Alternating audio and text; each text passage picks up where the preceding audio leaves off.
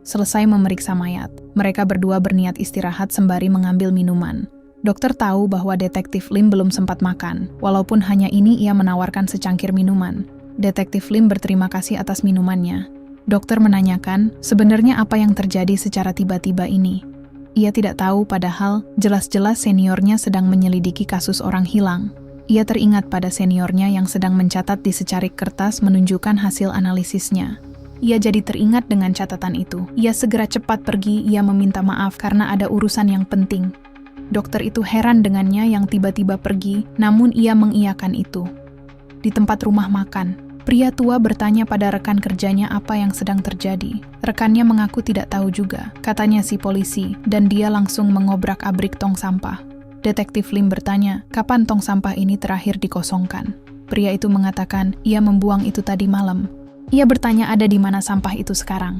Rekan pria tua memberitahu sampah itu di luar pintu belakang.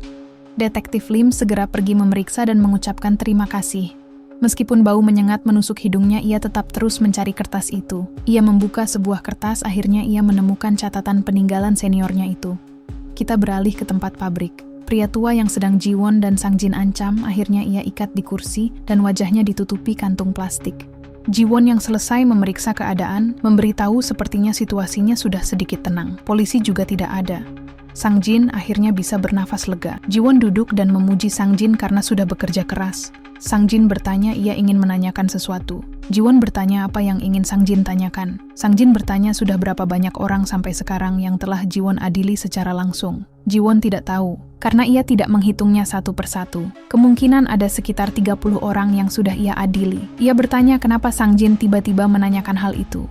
Sang Jin mengatakan tidak apa-apa, ia hanya ingin tahu. Sang Jin melirik ke arah pak tua itu yang sedang meronta-ronta. Ia bertanya mau diapakan orang itu. Jiwon mengusulkan untuk menanyakan pada Dewa Graham. Dia akan diadili jika memang harus dibunuh. Dan jelas, dia akan membantu kita jika dia adalah orang yang layak untuk hidup.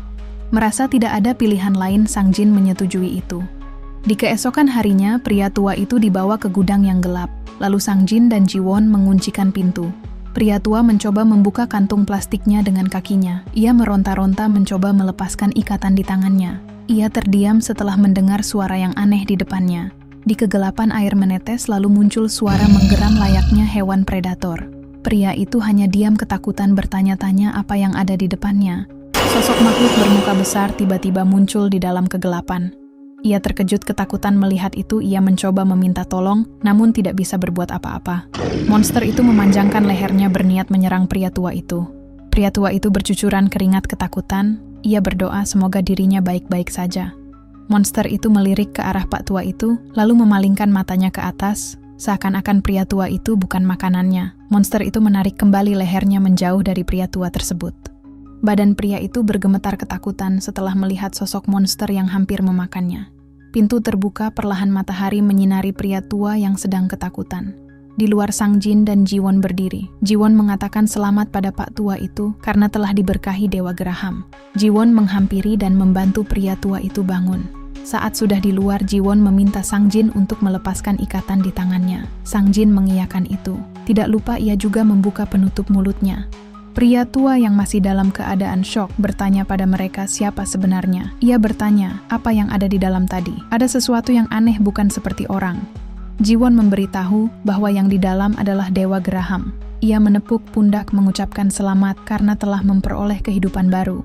Pria tua bertanya, apa maksud dari kata kehidupan baru? Jiwon menjelaskan bahwa Dewa Graham mengadili orang yang harus lenyap dari dunia ini. Dan dia memberikan kehidupan baru bagi orang yang dibutuhkan di dunia. Dewa Graham datang untuk mengadili orang.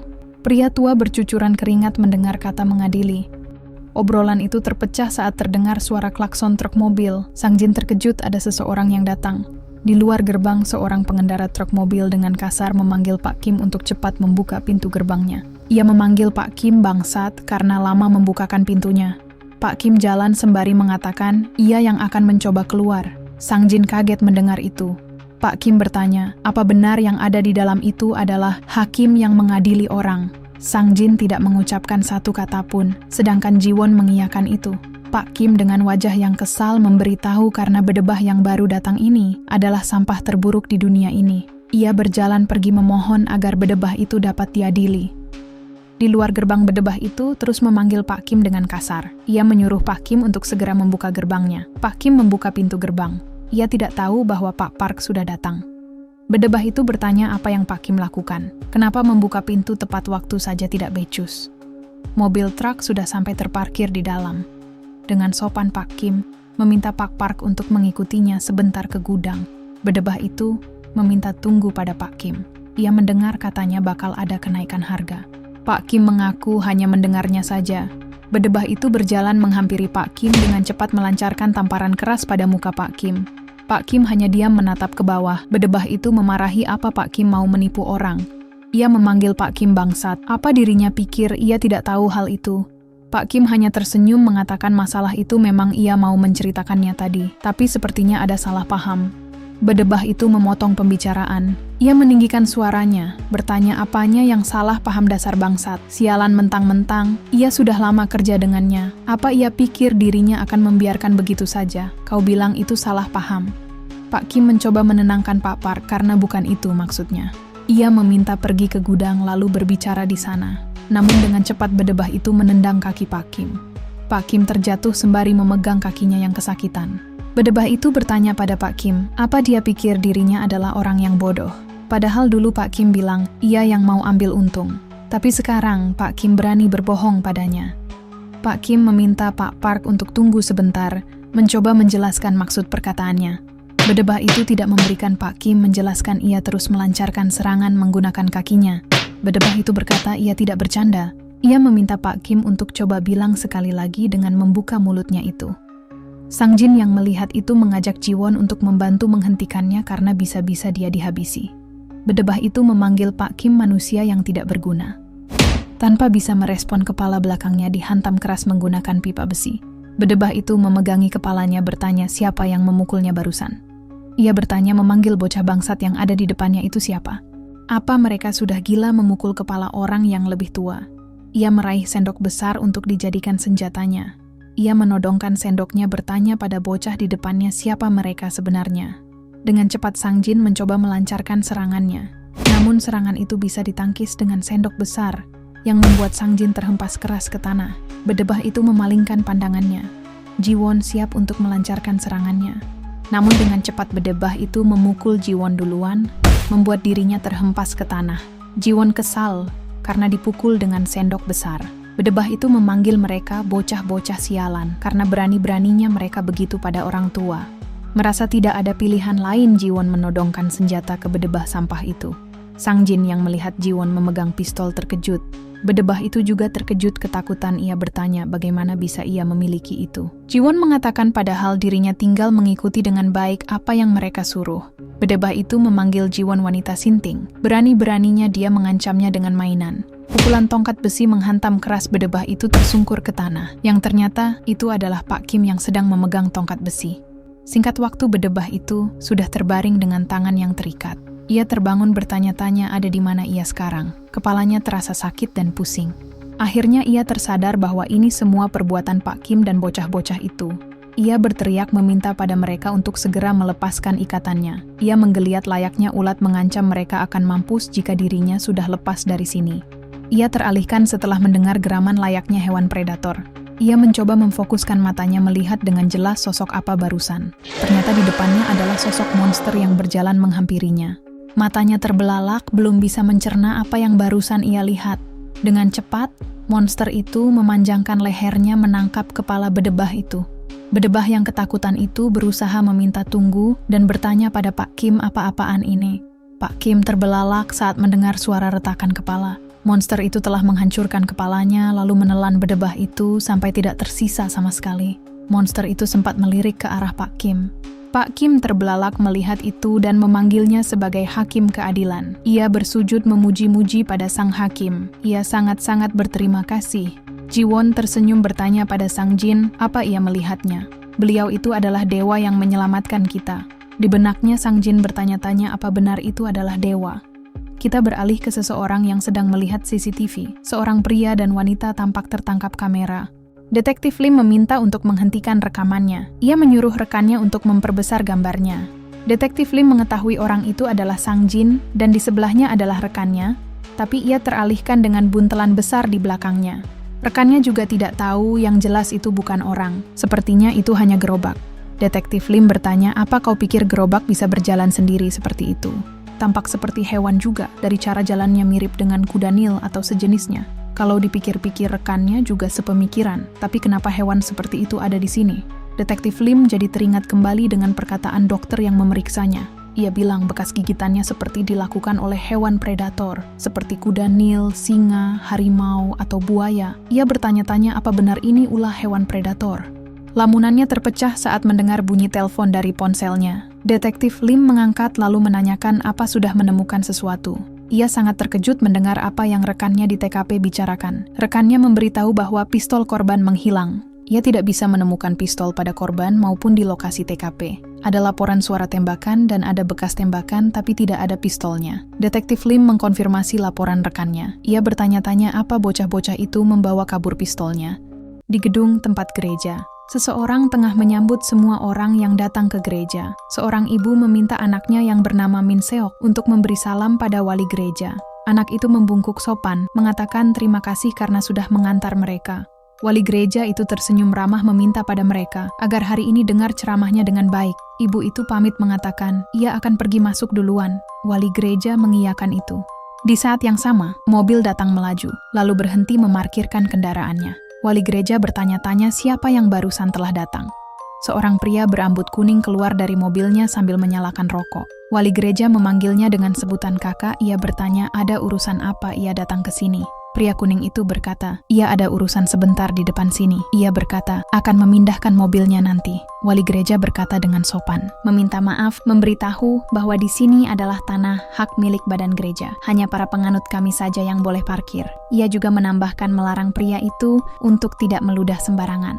Pria berambut kuning mengerti akan hal itu. Setelah urusannya beres, ia akan langsung memindahkan mobilnya, mengklaim bahwa Tuhan juga bakal memaafkan umatnya kalau hanya sekedar begini. Wali gereja terdiam tanpa berkata apa-apa, lalu ia pergi meninggalkan pria kuning itu. Setelah pendeta pergi, pria kuning itu memanggilnya bodoh, karena bicara saja tidak bisa. Bertanya-tanya kenapa dia harus bersikap berlebihan. Wali gereja nampak membuka bagasi di belakang mobilnya. Wajahnya terdiam tidak menunjukkan ekspresi apapun. Yang ternyata di belakang mobilnya terdapat benda-benda tajam yang sudah dilumuri darah. Pria kuning itu meludah berkata bahwa hari ini benar-benar menyebalkan. Ia melirik tanpa bisa merespon. Tiba-tiba sebilah kapak menancap pada bahunya. Erangan sakit keluar dari mulutnya, disertai darah menyembur dari bahunya. Wali gereja terdiam dingin tanpa ekspresi setelah melakukan itu. Ia menarik kembali kapaknya dari bahu pria itu. Pria itu memegang lukanya berusaha agar darah tidak keluar banyak. Ia memaki-maki bertanya, apa yang barusan wali gereja lakukan padanya? Wali gereja dengan dingin tidak mengatakan apa-apa. Ia hanya sibuk membersihkan noda darah di kapaknya. Pria kuning berteriak meminta seseorang untuk memanggil seorang polisi karena di sini ada orang gila yang telah menyerangnya. Ia melirik ke kerumunan orang meminta untuk segera panggil polisi karena orang di belakangnya mau membunuh orang. Namun orang-orang hanya diam menatap pria kuning itu dengan rasa kebencian. Pria kuning bertanya-tanya kenapa mereka hanya diam saja. Sekali lagi ia meminta tolong untuk segera lapor pada polisi. Tanpa memberi peringatan, wali gereja melancarkan lagi serangannya pada pria kuning itu. Darah menyembur dari bahunya, ia menjerit kesakitan, memohon ampun, serta bertanya, ada masalah apa sampai ia diperlakukan seperti ini? Semua orang hanya terdiam melihat kejadian itu. Kita beralih ke tempat pabrik. Pak Kim tersenyum bahagia mengerjakan pekerjaannya. Jiwon memberi secangkir kopi pada Sang Jin. Sang Jin menerima sambil mengucapkan terima kasih. Jiwon bertanya pada Sang Jin bahwa satu hari itu panjang sekali. Sang Jin setuju dengan perkataan itu. Jiwon bertanya apa yang terlihat dari pandangan Sang Jin. Sang Jin bertanya apa maksud dari perkataan itu. Jiwon menegaskan tentang paman itu. Jelas-jelas banyak hal yang sudah terjadi di waktu yang singkat, tapi dia terlihat seperti tidak ada apapun yang terjadi. Sang Jin juga berpendapat sama. Jiwon mengklaim hal itu berkat Dewa Geraham. Meski ada kesulitan yang mendekat, hati kita menjadi tenang kalau ada bersama Dewa Geraham. Ia menegaskan bahwa itu adalah bukti bahwa Dewa Geraham adalah penyelamat kita. Sang Jin terdiam sebentar mendengar perkataan Jiwon barusan. Sang Jin berkata mungkin ada benarnya juga kata-kata Jiwon. Awalnya ia tidak percaya dengan kata-kata Jiwon, tapi sepertinya ia sekarang jadi paham. Kenapa Seonwo berubah jadi seperti itu? Awalnya Seonwo tidak seperti itu, sampai sebelum ada kejadian itu. Kita dibawa kembali ke masa lalu. Sebenarnya ada satu orang teman lagi yang tinggal bersama dirinya selain Seonwo. Dirinya, Seonwo, lalu temannya bernama Eun-hyuk. Berbeda dengan ia dan Seonwo, Eun-hyuk selalu hebat dalam segala hal. Dari mulai SMA, kuliah, hingga kerja. Dia sama sekali tidak ada rintangan dalam hidupnya. Sifatnya juga baik dan dia punya banyak teman. Dibandingkan dirinya, Sang Jin sudah sedikit gila sedangkan Seonwo selalu tidak enakan. Pada hari itu, Eun-hyuk membelikan kami alkohol setelah mendapatkan gaji pertamanya. Mereka sudah lama tidak minum-minum karena Sang Jin dan Seonwo tidak bekerja saat itu. Mereka terlalu banyak minum waktu itu karena sudah lama juga tidak minum bersama. Eun-hyuk berkata karena ia sudah membelikan mereka ayam dengan gaji pertamanya, serta lain waktu ia mengajak Sang Jin dan Seonwo makan jokbal dengan gaji pertama mereka. Jokbal adalah kaki babi rebus. Eun-hyuk bertanya-tanya apa mereka kesampaian makan itu di tahun ini. Tanpa Sang Jin sadari, dirinya jadi terlalu sensitif terhadap lelucon ringan Eun-hyuk. Sang Jin tersinggung bertanya, apa maksud perkataan Eun-hyuk? Mungkin itu terjadi karena rasa tidak puas Sang Jin pada dirinya sendiri. Acara minum-minum pun jadi berantakan, dan Seonwo menghalangi Sang Jin mati-matian. Sang Jin melepas tangan Seonwo dan langsung menghampiri Eun-hyuk karena sangat marah. Setelah beradu mulut membentak satu sama lain, akhirnya Sang Jin mendorong keras pada Eun-hyuk yang mengakibatkan dirinya terjatuh cukup keras ke lantai. Eun-hyuk kehilangan kesadaran serta darah keluar dari kepalanya, padahal Sang Jin tidak bermaksud seperti itu. Seonwo yang terkejut mencoba menghampiri Eun-hyuk mencoba memeriksa apa dirinya baik-baik saja. Setelah selesai mengecek keadaan Eun-hyuk, Seonwo memberitahu pada Sang Jin bahwa Eun-hyuk sudah tidak bernafas. Seonwo beranjak dari duduknya, meminta untuk cepat telepon 119. Dengan penuh ketakutan serta gemetar, ia mencoba menelpon 119. Tangan Sang Jin memegang tangan Seonwo. Sang Jin meminta untuk tunggu terlebih dahulu pada Seonwo. Seonwo bertanya-tanya apa yang harus mereka lakukan dengan Eun-hyuk. Ia bertanya apa Eun-hyuk akan hidup walau tidak bernafas. Apa kita bisa menyelamatkan Eun-hyuk? Sang Jin mencoba tenangkan diri Seonwo dan memohon untuk dengarkan perkataannya. Kalau kita lihat di sekeliling kita, biasanya ada teman yang seperti itu.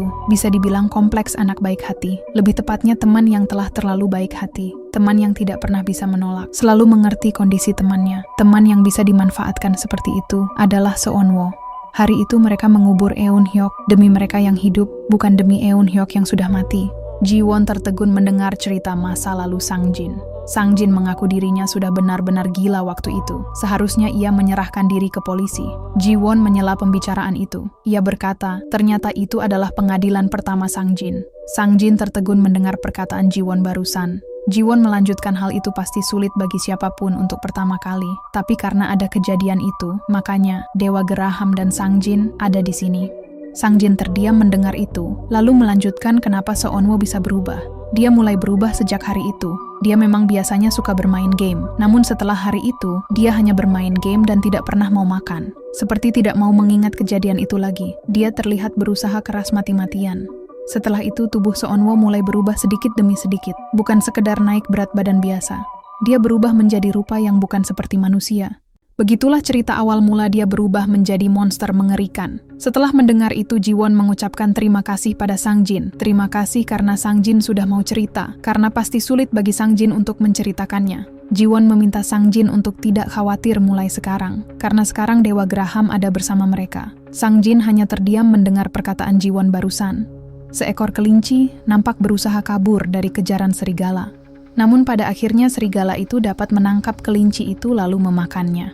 Wali gereja bertanya pada semua orang yang ada di depannya, apakah mereka merasa kasihan pada si kelinci? Mungkin kelinci itu bisa saja terlihat lucu, tapi apakah kelinci itu juga terlihat lucu bagi serigala-serigala itu? Mungkin kelinci itu terlihat seperti mangsa yang enak. Di dalam dunia hewan, yang lemah dimangsa oleh yang kuat adalah hal yang sangat lumrah. Tapi bagaimana dengan manusia? Kekuatan tiap manusia semakin lama semakin terlupakan seiring berkembangnya teknologi dan peradaban. Tentunya bermacam kemampuan menjadi prioritas daripada kekuatan fisik. Tapi kemudian bagaimana jadinya? Manusia menjadi tahu bahwa dirinya tidak akan kalah karena kalah kuat. Mereka tidak mengakui sama sekali dosa-dosa yang telah diperbuatnya. Hukum itu dibuat untuk dipatuhi dan bukan untuk mengadili manusia.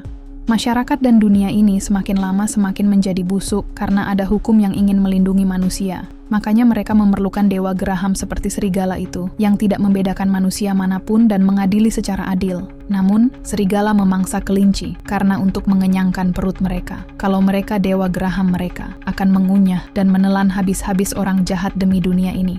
Semua orang yang di sana memberikan tepuk tangan pada pidato wali gereja barusan. Pria berjas merah meminta para hadirin untuk memberikan tepuk tangan meriah sekali lagi kepada pendeta Byung Cheol Min yang sudah berpidato luar biasa dan pada Dewa Graham mereka. Semua orang memberikan tepuk tangan pada pendeta dan Dewa Graham.